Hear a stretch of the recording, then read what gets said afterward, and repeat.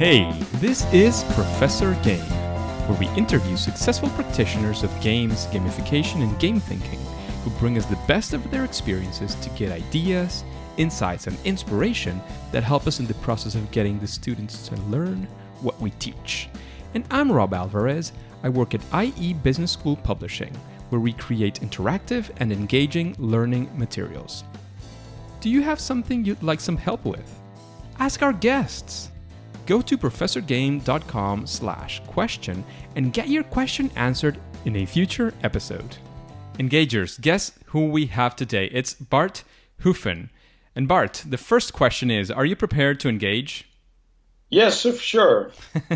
So Bart is the author of A Brand New Playground and Playing in the Job. In these books, he focuses on the power of game mechanics and how they can be applied to organizations to achieve a continuous improvement.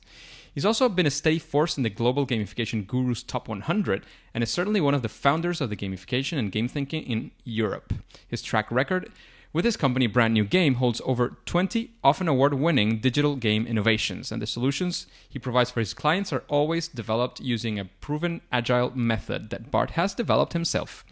So this method is also part of the curriculum at the University of Amsterdam and the Gamification Academy, which is something I'm sure we'll get into in this interview as well.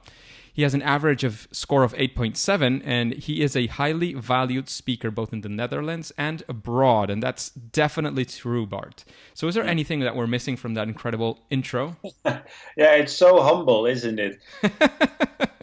It's probably one thing I learned from the Americans, that you shouldn't be too shy about your successes, or at least your achievements. But it's not really typical Dutch to speak about yourself like that, or to hear it back is almost embarrassing. But maybe I should be proud of the things we've done in the past 10 years. So. It's good. I mean, pride is something, it's a part of the gamification. You know, you have to be proud of what you're creating. That's a way to engage people. And when you're proud of what you're doing, you're more engaged with it. So I'm sure all that ownership over what you've done makes you more proud and gets you to do excellent work.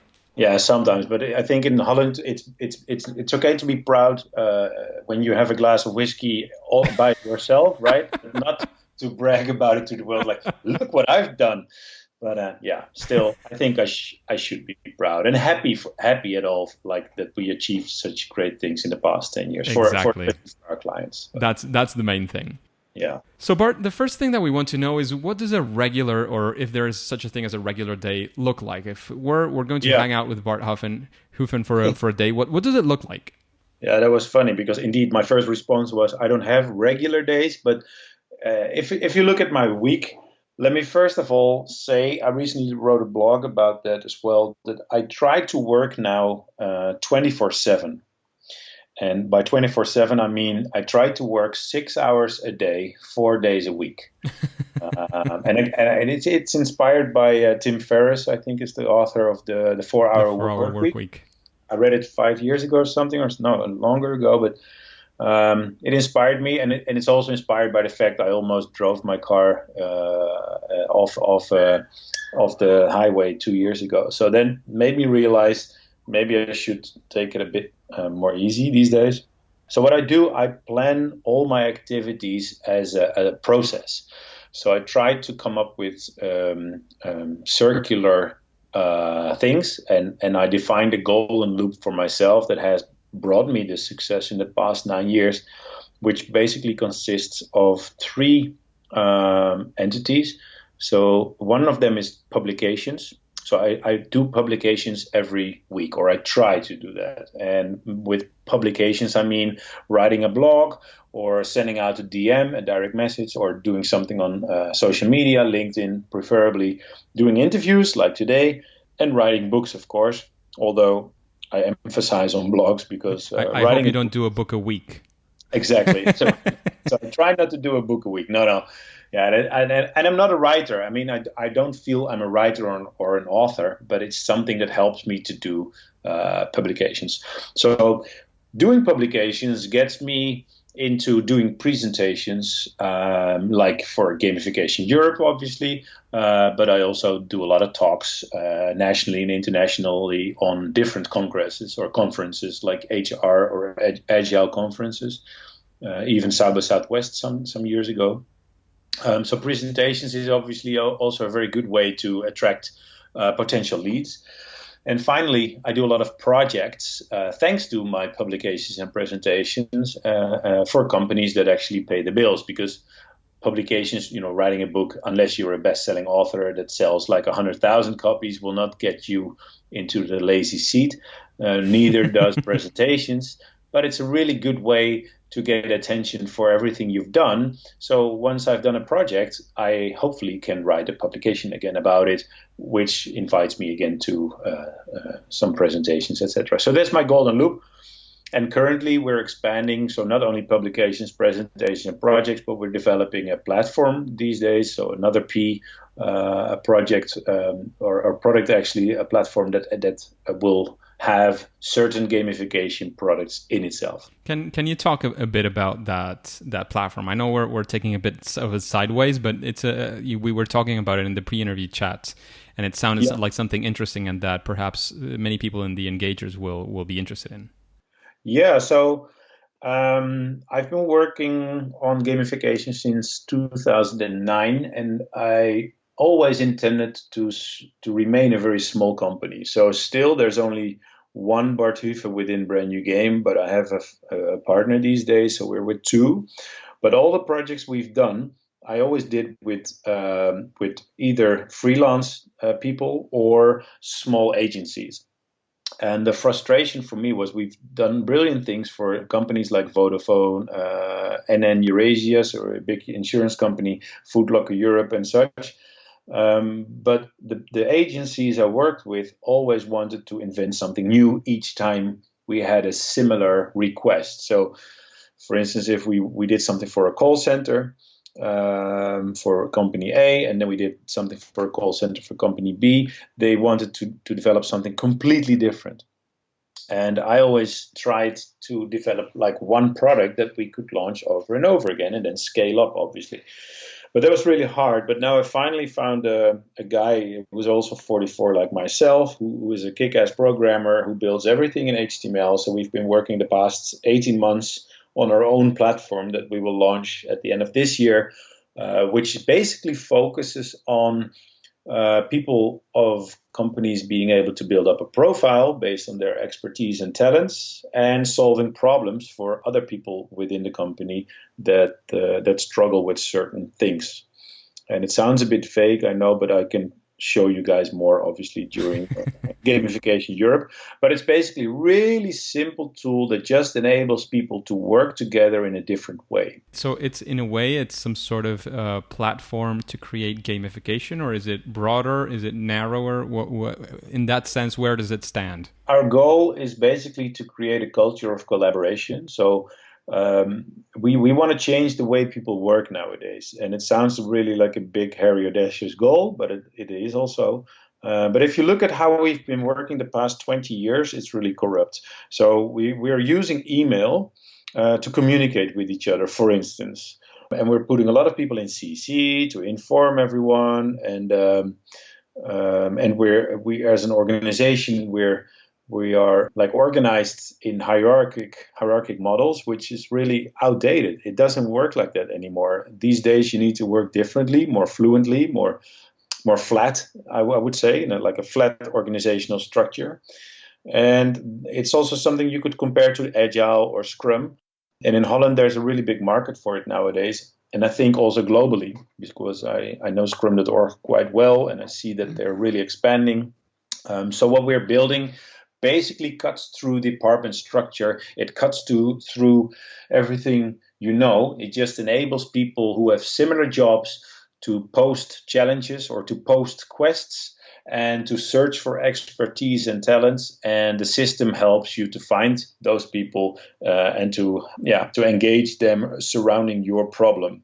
Wow, that sounds very, very interesting. It sounds as well like there's some other people who are doing similar things, but I know you have your special twist in that sense with all your background in gamification and all your experience. I know it's going to be something very special. So if anybody's interested in knowing more about that project that you're going through, Bart, where can they go? Well, obviously the website or Twitter or LinkedIn. So there's only one Bart Hufen in the world, so I'm still easy to find. And I would say email, but obviously I hate email. So rather Twitter or LinkedIn, reach out to me. BrandNewGame.com will give you my contact details anyhow. So. Fantastic. So having that out of the way now, we're always into, there's this question. This is a question I enjoy very much, and I've got some interesting feedback as well about it. And it's about a story of what you would call your favorite fail or first attempt in learning. Yep. That's the story we want to get into. And of course, what can we learn and what can we take away from such an experience that you had? Yeah. Well, there's two that come to mind, actually. I prepared one, and I can quickly go through that. It sounds arrogant, but I don't have that many failures in the past 10 years, I think. I'm luckily enough, but also maybe because we have developed our own way of doing things, like our own process, and we actually claim, if a client wants to start working with us, we claim that they work according to our gamification canvas, so that we don't have any issues of problems or unclarity during the process. So I'm quite how do you say, maybe a Mussolini like that I say, this is the process. We're not going to change the process. So this is the way it goes. And if you want to stop at any point, that's fine. So you can stop at any point. But my biggest failures obviously were assumptions. So a project we did 5 years ago for what is it called? Not a university, but a University of Applied Science. We developed a game concept that had a leaderboard and a lot of competition elements in it. And I think the concept itself was quite good, because this is still the foundation of our own platform, which we launch in the future. But we made the assumption that boys and girls on a university would enjoy to see leaderboards and to see their progress out in the open. So everyone could see how well teams were performing. And we found out actually after lunch that the boys indeed liked it. So most of the guys thought it was cool because they like to prank and they like to, brag a bit to each other. But the girls really disliked it. So they stopped playing really quickly. And there were multidisciplinary teams, so there were boys and girls in same teams sometimes. But we found out after lunch that the women saw it as a turn-off. So that was one big failure, I think. What would you, before we dive quickly into the next one, what would you say is something that if you were going to approach a similar project, or if you were approaching a situation like that, or you walked into the past and say, what would you consider? What would be that one or two things that you would say, well, I would start this way, or I would have this perspective before we get started? Yeah, we should have tested it better, but this is a typical example of having not enough budget at all going in. But I really wanted to land this client and to start this project. So we said yes to something that we knew we didn't have enough budget anyhow. So then we chose to do some assumptions. But yeah, obviously it's better to iterate more and to quickly launch the first game loop you invent and see if it works, see what the feedback is, and then take it to the next level, etc. But yeah. So iteration, I'm gathering, would be one of the main things that you would try to avoid not having, if that makes any sense. Exactly. But it was a budget issue. Okay. So precisely in that sense of stories and of things that you've been learning throughout all these years of experience, we would like to hear a story. Here, perhaps it could have been initially a failure or not, but something that you would say, this is a result that we're proud of. This is something that we can almost show off. That we were also talking about this in the pre-interview, about how showing off can be appropriate or not. It depends on your perspective, as usual. But something that you approached, a big challenge that you faced, and you said, well, we can solve this using our process, our gamification, our game thinking. And what were the nice results you got, and what can we take from your story? We once had one of our biggest clients was a sneaker retailer in Europe. I can't mention their name because they don't really appreciate it if we talk about them in public. But you can guess. Problem. You can guess, but it's one of the biggest sneaker retailers. And they started with a briefing by showing me a video of one sales guy in Italy. And they said, look at this guy. He's a fantastic sales guy. Look at how he's playing with the clients in the store. And he's really owning the store like he should, like a store manager should. And he wasn't even the store manager. And they said, our briefing to you is, we want everyone to sell like this guy sells. Okay. Challenge. So, interesting. That was an interesting chat. So I went to the office, and it set me thinking, and I let it land a few days. And then I thought, like, it's impossible for a Dutch guy or a German or a Swedish or another guy to sell like an Italian. I mean, we're a different type of blood. Maybe a Spanish guy would do it like an Italian guy, but still, obviously, everyone is different and everyone has unique talents and capabilities. So it's impossible to say we want everyone to be like this guy. So we came up using our process eventually to a game concept that said, let's make something that's stupid simple, because in the end, 860 store managers should play this game without our help. So we can show them once, but then they have to play it alone with their people in their stores. So we came up with a game called Talent Hold'em. And the idea was basically that you play it with 5 people, you get a stack of talent cards, and you start out with 5 cards, random cards. And every turn you have to discard 1 card and grab 1 card from the stack. So you continue doing that until the stack is gone. And then you discuss the 5 talents you held on to, and you say how you use those talents in your store to do your sales conversation. This way, inspiring other people on the table who, for instance, are not very funny, but could be helped by at least 1 joke or 1 funny thing to use in any conversation they have in their sales moment. So we came up with that, and I think in a lot of stores they're still using it. And recently, actually, I heard feedback from a guy that went to this store and said, "Yeah, I went to this store in Den Haag, and they were playing around with stuff, and they were juggling and doing stuff I've never seen it before." And I was like, "Hey, I'm here to buy shoes, man. What the hell's going on?"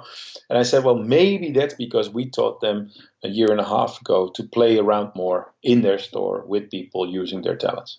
So that's cool. Very interesting. And I always say it's a really stupid, simple card game. So there's nothing intelligent or, it's not digital even. And most of the time we develop digital tools, but it works. I think it worked really well. That's beautiful. That's, again, I always jump when we get these kinds of examples. I jump in back and always remind the engagers that gamification can have fantastic digital solutions, and it can have fantastic non-digital solutions. A card game, a board game, a game that you talk to people directly and give the instructions away that way. I mean, there's many ways in which games and gamification can work. And it can be digital, it can be in any other format as well, and it can work fantastically, as in Bart's example here with this very famous, apparently, sneaker retailer. Yeah. So, Bart, we've been going around the subject of how do you do this gamification for a while, but we would like to know if as much as you can disclose about your process. So you grab a project, there's a challenge that you want to solve, whether that's in a university with education, whether that's in a retail store, whether that's with employee engagement in general, and you do something with that. Do you have like some sort of process that you follow when you're creating your gamification or these game thinking solutions? Yeah, 100%. And that's also something we came up with, I guess, after 3 years of working, that I thought, man, I need a better process, because not a lot of our clients have a good briefing, actually. So I used to work in advertising, and there you would get a 5-page briefing and a brand key and a lot of stuff. And then you go to your creative team and you brief them, and then they go in a room for 3 weeks, and then they come up with something that you brief, but not really matches with what you actually said in the beginning. So and another thing is that games are such complex systems. I mean, I'm not a game designer from school. I mean, I used to study something else. It was technical. I did program in my past, but it was like 20 years ago. So I thought, okay, what clients need to do is also talk about things they don't want to talk about, actually. So that's like the black thing, or the dark side, you could say, in companies. So if you have Star Wars as a theme, you have to talk about Luke Skywalker, but also about Darth Vader. And not a lot of clients are happy to talk about things that people should unlearn, so to speak. And the reason why we developed this whole process, and actually a game called the Game Storm, is because one of my first clients wanted us to develop a game around their code of conduct, right? And a code of conduct is about what you can and cannot do within an organization. So it's about intimidation. It's about sexual harassment. Hashtag Me Too. It's about theft, in-company theft. And when I interviewed people, everyone said, no, everything is fine here. It's a beautiful company to work for. And no, there's nothing wrong. No, obviously, sometimes things disappear, but it's not a big issue. And it took me literally about 20 interviews or about a month of work before I got into the dirty stuff. So before I got into, yeah, okay, if you ask me again, yeah, sometimes we have some theft in the company, and yeah, things disappear now and then, and yeah, maybe it's 6% of our P&L actually that disappears.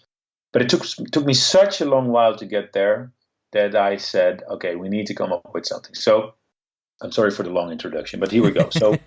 So what we do, we have a canvas, which is you can find it online, so it's not a secret. I'm not afraid to disclose our way of work, and we actually educate people in our Gamification Academy. So love that. So we train them. And it starts obviously with the objective for the company. So there is a decision-making unit that says, hey, I want people to sell more, or hey, I want people to act accordingly our code of conduct, or I want people to experience our brand values, for instance. So we start with that. But obviously, it's really vague most of the time. So they say, yeah, selling more. I say, okay, what's selling more? So we approach it like an onion, and we use the game storm to peel the onion until we get to the core. And for me, the core always is behavior. So what should people start doing? What should people stop doing? Because that's what we'll take in our game concept. So that's one end of the spectrum. The other spectrum, or the other end, is actually the user. Because the employers, most of the time we work for employees, the employers or the employees, they don't really care about those brand values or about selling more or about whatever. So we need to find out what drives and motivates them, to find out which mechanics will use or will work effectively in the game concept that will develop. And we actually use the PlayGen card game. I don't know if you know it. It's from a company in the UK called PlayGen, and we use their game seeds. It's quite nice to work. So we find out what drives and motivates people and which mechanics could be useful.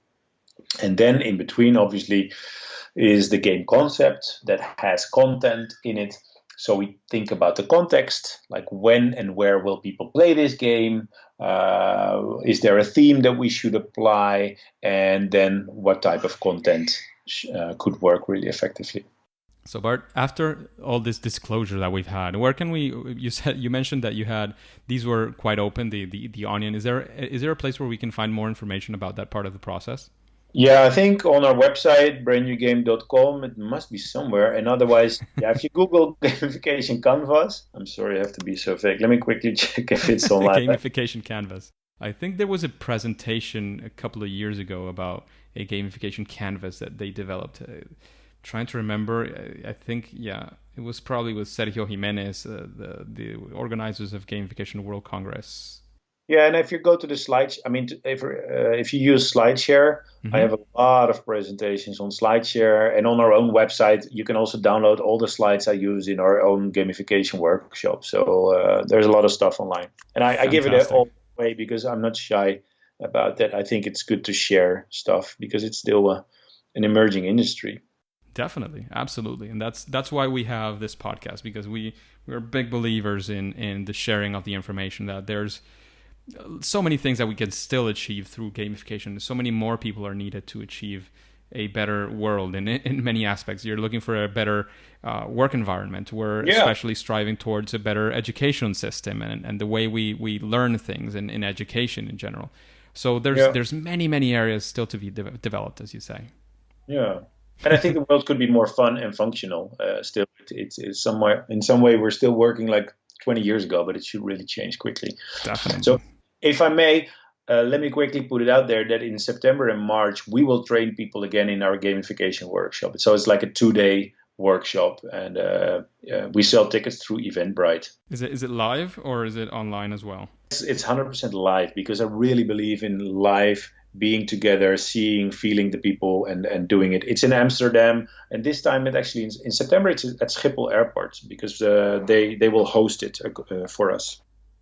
Engagers, quick break from this interview. If you love what gamification can achieve, then you will love going to a gamification conference. And this year, we got a 10% discount for the Engagers to assist to Gamification Europe 2018 in Amsterdam. All you have to do is get your tickets for the conference at professorgame.com/gamificationeurope. That's our affiliate link. It was an incredible experience in 2017, full of chances to learn and interact with the top experts. If you think you want to make it, get your tickets sooner rather than later. Their prices are only going up and tickets might run out. So click pause and go to professorgame.com/gamificationeurope to get your tickets discounted today and also support Professor Game. So now, Bart, we're going to move into this part of the interview where we'll ask you questions that are less oriented towards the story and more perhaps towards tips, perhaps quick answers. It's a sort of a different vibe in this section of the interview. And the first thing that we would like to know is if there's anything that you think any gamification or game thinking or gameful approach project could benefit from. That could be many things, but what do you think is maybe that element, not a golden or silver bullet, but something that if you add it or you include it in your project, it would be something that would always benefit a project? Well, two things I wrote down for myself. One is really listening well and trying to find out what people mean by what they say, because it's easy to say if someone says, yeah, I want to sell more. Okay, let's do something that you can sell more. But actually, if you ask more and more and more and more, you'll find out that maybe they don't need to sell more. They need to uplift their service level, for instance. So, or they need to learn to ask questions themselves. So it's easy to immediately do what the client asks you to do, but it's better to find out what he really needs. And that's in our case actually why we developed the Game Storm, because you dive deeper and deeper and deeper. A quick method is to ask the question how or why for 5 times. Yeah, the 5 whys. Yeah, exactly. But so that's one. And I think the second one I learned in the past 9 years working with game designers is that a lot of game designers tend to forget about the primary question in a while. So as soon as they start developing a concept and getting in their brainstorm, they forget, they come up with a really cool or funny game concept. So yeah, the game is maybe really cool in the end, but they forgot that it needs to do something. For instance, teach people the code of conduct. So they lose themselves in their creativity, developing something that's really creative, instead of focusing on the functionality. The final objective. And where I work, my day job at IE Business School, actually we're going to be giving a workshop as well in another conference. And one of the things that we always remember the people, because we're more into especially the higher education side, it's something when we are creating interactive and engaging learning materials that we do at IE Business School, what we do is we remind people constantly, and we have to remind ourselves, because that's something that's not those guys and us that are different. We're humans and we're people. That this happens to us, but what we need to be constantly reminded of, in our case, is of the learning objectives. What do you want the people to learn with this material? It's not just to get people to have fun, which is something that you use to get to that objective. It's rather, what are you trying to teach? Oh, you want to make sure that the people learn, the IAS 36 standard for accounting. Okay, you have to remember that throughout the whole material, and how whatever it is that you're doing is building on top of that learning objective. So exactly that one. And when it's a business objective, what is a business objective? What are you trying to achieve? It's not just about fun. So fantastic. Those are fantastic recommendations. To be really honest, that's the hardest part about gamification as such, because to be honest, I don't even believe in gamification, but I find out now in practice that it actually works sometimes, but not all the times. But it's really, really hard, because it's easier to develop a game that's just fun, and it's easier to develop something that's purely functional. But the combination of those two is really, really hard work. Yes, definitely is. And in that sense, precisely talking about games, Bart, what would you say is your favorite game? Yeah, that's the hardest question of them all. So I can't say my favorite. Yeah, I have to say Cossacks. It's a really old game, but I still play it. I downloaded it through goodoldgames.com. Cossacks is like a real-time strategy game where you just need to, you need to yell farmers around to build stuff. But I also love the Fallout franchise. So Fallout 76 is coming out soon, and I just bought a PlayStation 4 solely for Red Dead Redemption 2 because I'm really waiting for that game. And finally, Hearthstone. I played with my wife to be, so we played together. Fantastic. And is there any person, Bart, that you would like to hear interviewed in an interview like this one in Professor Game? Yes, but I couldn't come up with a name. But I think what would be really interesting is to interview clients as well, because it's always about the so-called experts like myself. But I think it's much more interesting also to listen what clients have to say. But they're a bit, to be honest, my clients are all shy of opening up. I don't know why. It's funny because most of the people that come to the interviews when they're doing client work, most of them say, well, like you said, I can't say the name. Yeah. We have these NDAs that I fear that if I talk about this to my wife, maybe I'll end up in prison. So clients are actually like on the opposite extreme of this. Yeah. And I can direct your audience to YouTube if they check out the talk from Regina Terra. She works for a really big insurance company. It used to be ING Insurance. You'll probably know ING Bank. But they did a talk at the Gamification Summit in Turkey last year in Istanbul. So she talks candidly and openly about what we produced for them. But I'm very keen on asking my clients at Vodafone, for instance, to talk about what we've done for them. But they're really shy about that, also because it's company policy not to, etc. Yeah, exactly. So Bart, you don't have a favorite person you would like to listen to interview in this podcast, but maybe you do have a favorite book that you would like to recommend to the engagers.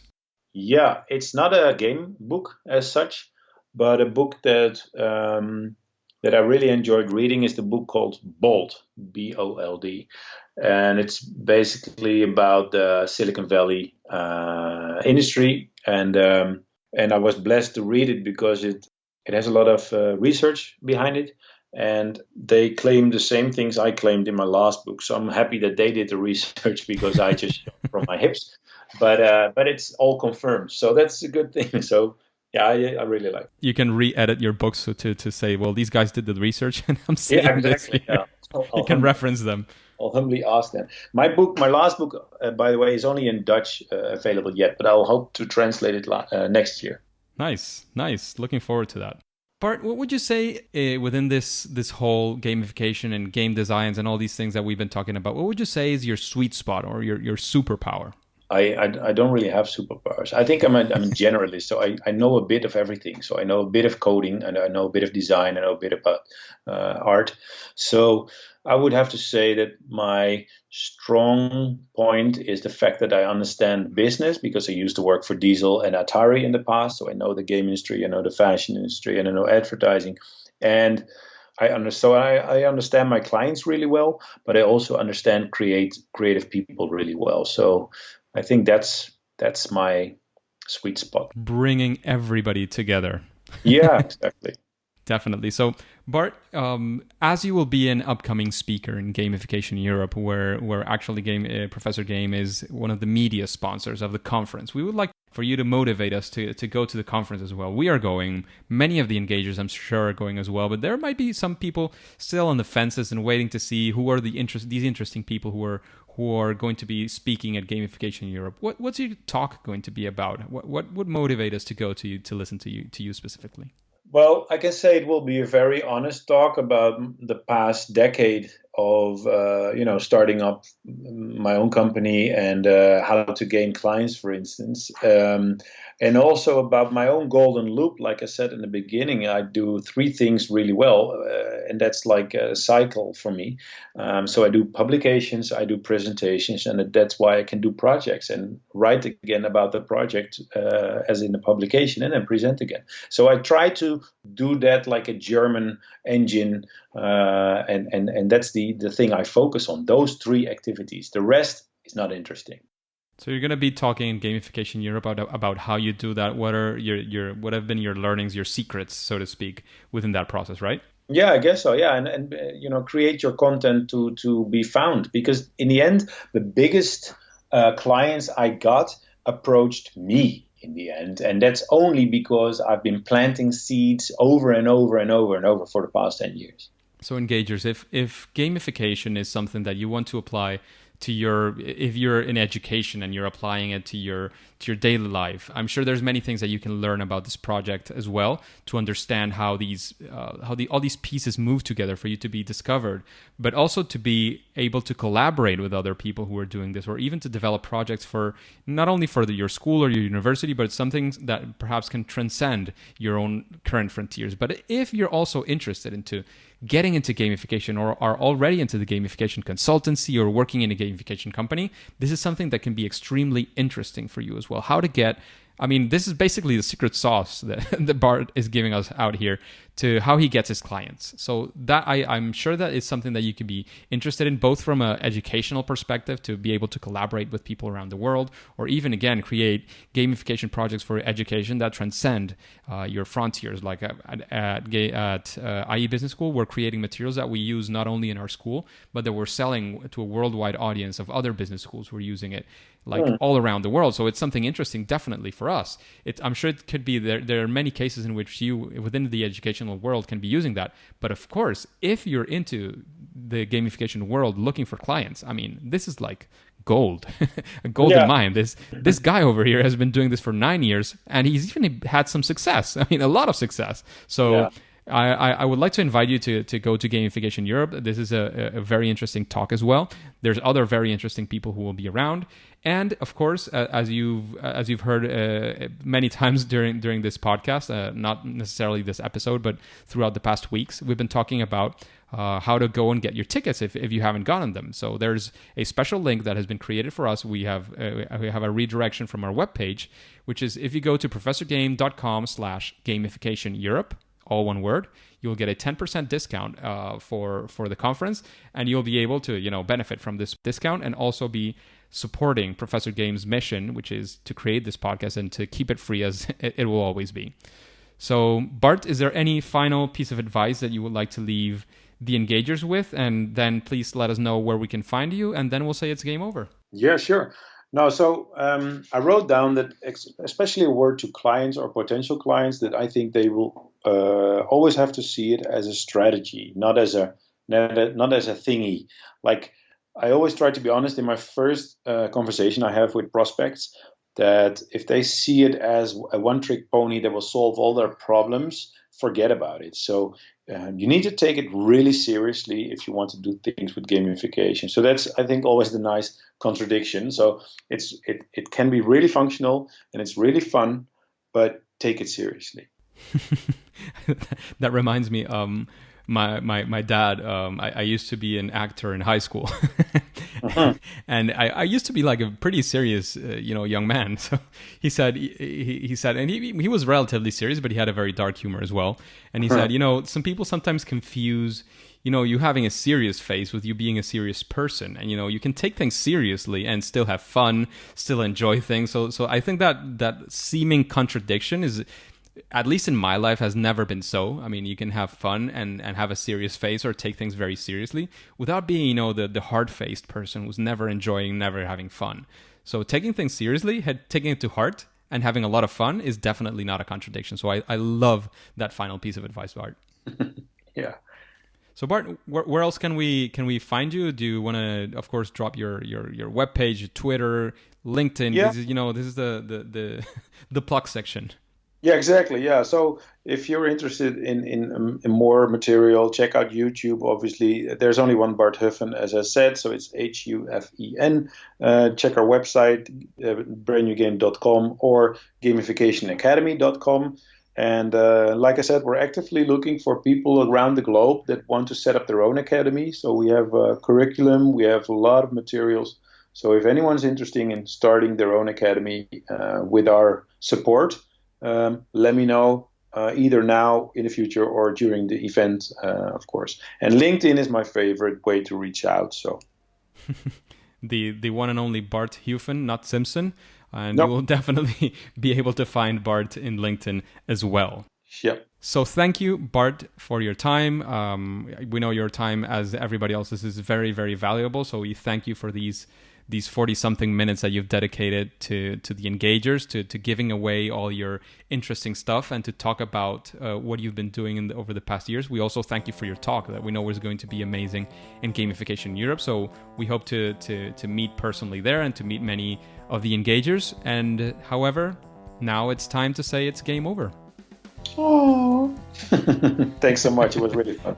Thank you. All right. Ciao. Engagers, it's fantastic to have you here. I hope you enjoyed this interview with Bart. Are you using Instagram? I'm finally posting regularly and would love to connect with you there. Just like on Twitter, my username is RobAlvarezB. And before you go into your next mission, would you like to get to know the grandfather of gamification? Then subscribe using your favorite podcast app and listen to the next episode of Professor Game. See you there!